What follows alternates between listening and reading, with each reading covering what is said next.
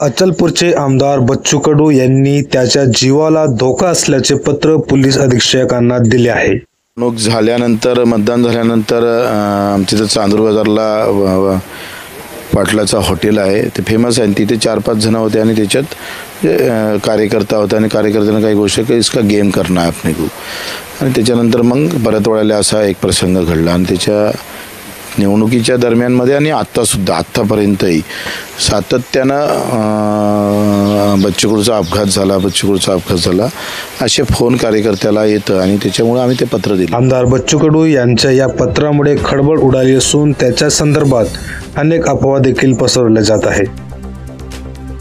पत्रानुसार अचलपूर परिसरातील प्रवासी निवासलगत भाजी विक्री करणाऱ्या एका व्यक्तीजवळ 4 मे रोजी पहिला प्रकार घडला होता।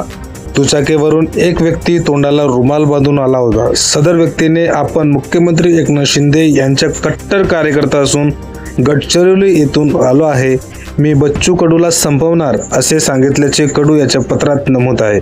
त्याचप्रमाणे चांदूर बाजार शहरातील एका हॉटेलमध्ये 3 इसमाच्या संवादादरम्यान मौका देख के कडू को चौका मारेंगे असे बोलले गेल्याचे म्हटले आहे। ज्यांनी हा संवाद ऐकला त्यांनी याबाबत माहिती दिली आहे।